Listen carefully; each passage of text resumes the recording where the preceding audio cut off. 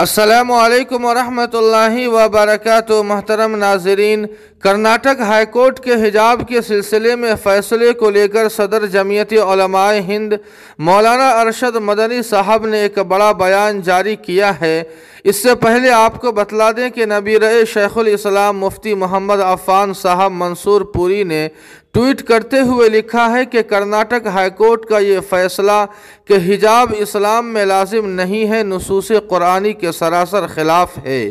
غالباً جج صاحبان نے مسلم خواتین کی عمومی بے حجابی کو اپنے فیصلے کی بنیاد بنایا ہے، اس لیے اب سپریم کورٹ میں جانے سے زیادہ ضروری ہے کہ مسلم معاشرے میں پردے کا عام ماحول بنانے پر محنت کی جائے۔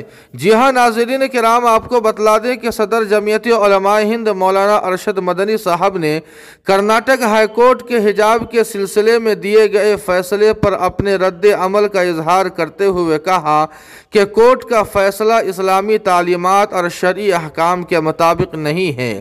جو احکام فرض یا واجب ہوتے ہیں وہ ضروری ہوتے ہیں، ان کی خلاف ورزی کرنا گناہ ہے۔ اس لحاظ سے حجاب ایک ضروری حکم ہے، اگر کوئی اس پر عمل نہ کرے تو اسلام سے خارج نہیں ہوتا ہے، لیکن وہ گنہگار ہو کر اللہ کے عذاب اور جہنم کا مستحق ہوتا ہے۔ لہٰذا اس وجہ سے یہ کہنا کہ پردہ اسلام کا جز نہیں ہے شرعاً غلط ہے۔ مولانا مدنی نے یہ بھی کہا کہ مسلمان اپنی کوتاہی اور غفلت کی وجہ سے نماز نہیں پڑھتے، روزہ نہیں رکھتے، تو اس کا مطلب یہ نہیں ہے کہ نماز و روزہ لازم اور ضروری نہیں ہے۔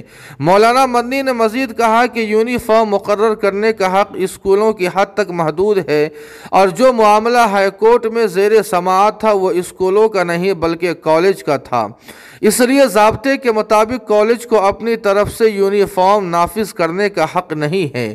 رہا دستوری مسئلہ، تو اقلیتوں کے حقوق کے لیے دستور کے آرٹیکل 25 اور اس کی ذیلی شقوں کے تحت جو اختیارات حاصل ہے وہ دستور میں اس بات کی ضمانت دیتا ہے کہ ملک کے ہر شہری کو مذہب کے مطابق عقیدہ رکھنے، مذہبی قوانین پر عمل کرنے اور عبادت کرنے کی مکمل آزادی ہے۔ بھارت کی حکومت کا اپنا کوئی سرکاری ریاستی مذہب نہیں ہے، لیکن یہ تمام شہریوں کو مکمل آزادی دیتا ہے کہ وہ اپنے عقیدے کے مطابق کسی بھی مذہب پر عمل کرے اور عبادت کرے۔ حجاب ایک مذہبی فریضہ ہے جس کی بنیاد قرآن و سنت ہے، اور وہی ہمارا فطری اور عقلی تقاضا بھی ہے۔ جی ہاں ناظرین کرام، اس خبر کے متعلق آپ کی کیا رائے ہے؟ کمنٹ کر کے ہمیں ضرور بتائیں۔ ویڈیو کو لائک اور شیئر کر دیں، اور قاسمی جی کے کو سبسکرائب کرنا نہ بھولیں۔ والسلام علیکم۔